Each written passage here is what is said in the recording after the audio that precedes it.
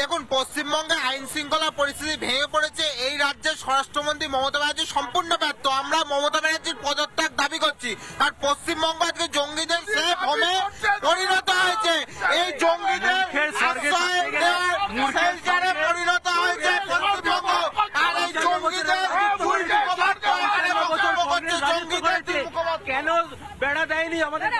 আপনাদের সব থেকে একজন সাধারণ মানুষ রয়েছেন, দাদা ভয় লাগছে?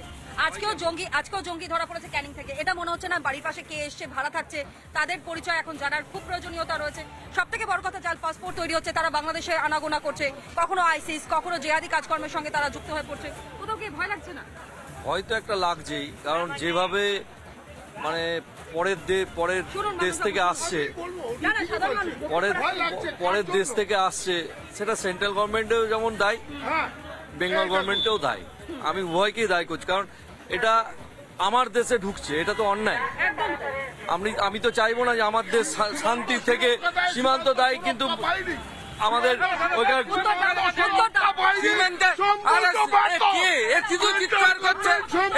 জানে না। আপনি অযথা এত রোগা হয়ে যাচ্ছে, এত রাগ করছেন কেন একটু বলুন তো? আমরা তো আলোচনা করছি।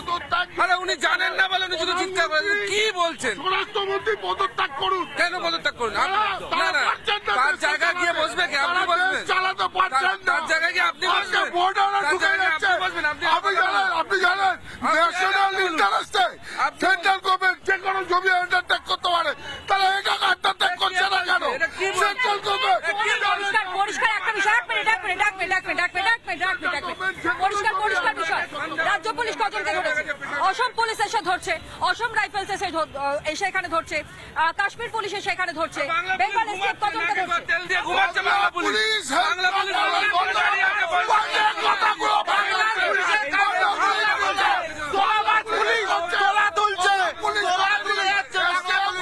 বাংলার এসটিএফ করছে, অসম পুলিশ কিংবা জম্মু পুলিশ। উত্তেজিত হয়ে যাচ্ছেন, কিন্তু আমার কাছে পরিষ্কার প্রশ্ন যে বাংলায় যে সকল জঙ্গিরা রয়েছে তারা কি করছে?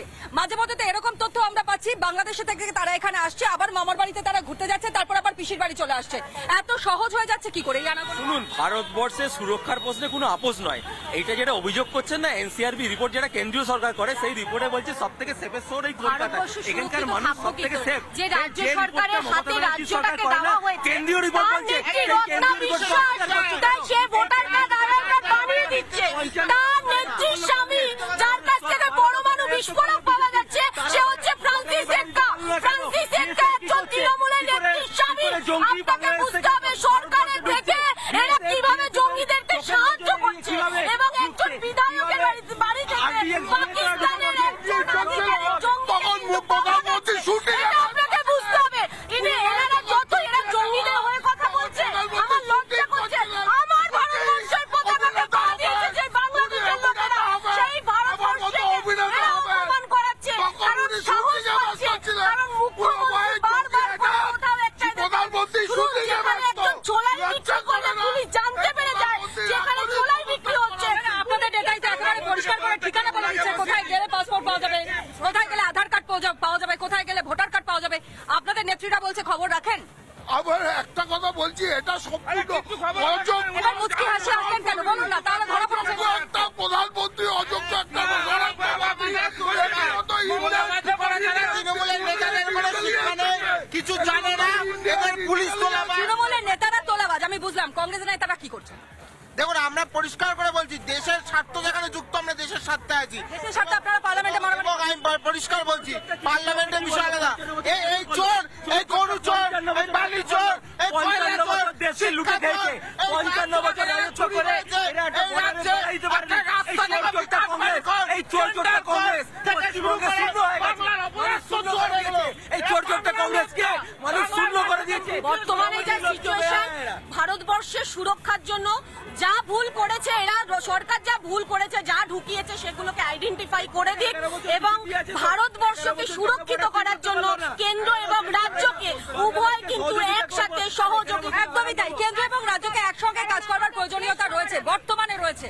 তার কারণ জঙ্গি অনুপ্রবেশ, জঙ্গি কার্যকলাপ, জঙ্গি নাশকতা, সন্ত্রাসবাদী কার্যকলাপ। এমনকি যদি এই রাস্তায় যেখানে আমরা দাঁড়িয়ে রয়েছে আজকে ভয় থেকে এই কথা বলতে হচ্ছে যে দুদিন বাদেই এখানে অসংখ্য মানুষ, কাতারে কাতারে মানুষজন, তারা হয়তো এই ক্রিসমাস ইভ পালন করতে আসবেন এবং সেখানে কোনো জঙ্গি ঘুরে বেড়াবে কিনা বা জঙ্গি ঘুরে বেড়াবে না এই অ্যাসিউরিটি কে দিতে পারে?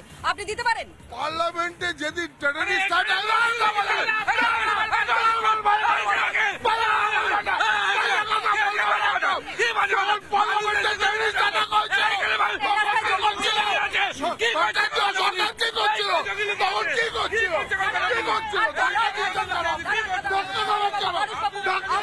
আমরা এখানে আলোচনা করতেছি সুষ্ঠু মতন আলোচনা, প্লিজ সুষ্ঠু মতন আলোচনা। এবং এখানে কিন্তু একটা বিষয় আমরা বুঝতেই পাচ্ছি উত্তপ্ত হয়ে উঠছে আলোচনা।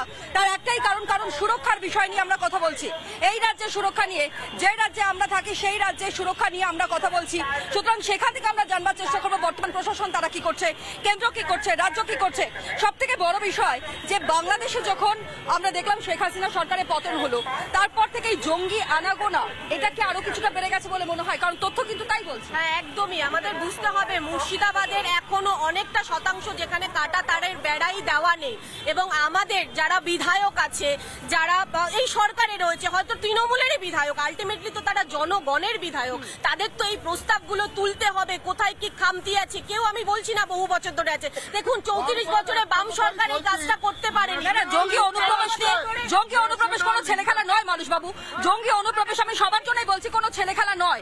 কিন্তু আমার কাছে পরিষ্কার বিষয়, যখন এই জঙ্গিরা ধরা পড়ছে এরা যে বিভিন্ন জায়গা থেকে, তখন রাজ্যের যারা দায়িত্বপূর্ণ মাননীয় মন্ত্রী পদে যারা উপস্থিত রয়েছেন তাদের তো আরো সচেতন হয়ে বক্তব্য রাখার প্রয়োজন রয়েছে। ফিরাদ হাকিম তিনি বক্তব্য রাখছেন, সিদ্দিকুল্লাহ চৌধুরী তিনি বক্তব্য রাখছেন। শুধু তো তারা নয়, এরপর পর সব এইরকম বক্তব্যগুলো সামনে আসছে কেন? যে বক্তব্যগুলো সিদ্দিকুল্লাহ চৌধুরী কিংবা ববি হাকিম বলেছে সেগুলো তাদের নিজেদের বক্তব্য। তৃণমূল কংগ্রেস তার বক্তব্য পরিষ্কার করে জানিয়ে দিয়েছে। আজও বক্তব্য সামনে এসেছে নির্দিষ্ট একটা ভাষা শিখতে হবে, নির্দিষ্ট একটা ভাষা শেখা। সমর্থন করি না। আমাদের কাছে ভারত একটা গণতান্ত্রিক সব ধর্মের নেবে। আমাদের শৃঙ্খলা আঙুলটা এরকম ভাবে উঁচিয়ে রেখেছেন, শুধুমাত্র কেন্দ্র থেকে আঙুল উঁচিয়ে রেখেছেন। রাজ্যের কোনো দায় নেই, রাজ্যের কোনো দায় নেই। এই যে ভুয়ো পাসপোর্ট পাওয়া গেছে সেই দায় নেই। রাজ্যের দায় আছে বলেই আমরা বারবার বলেছি। আমাদের অভিষেক ব্যানার্জি, মমতা ব্যানার্জি বলেছেন এই ইস্যুতে কেন্দ্রীয় সরকার যে সিদ্ধান্ত নেবে আমরা সর্বতোভাবে সমর্থন করব। নানা ধরনের কন্টেন্ট দেখার জন্য লাইক করুন, শেয়ার করুন আমাদের ফেসবুক পেজ, সাবস্ক্রাইব করুন আমাদের ইউটিউব চ্যানেল। পাশাপাশি অন্যান্য ব্রেকিং নিউজের জন্য অবশ্যই চোখ রাখুন রিপাবলিক বাংলায়।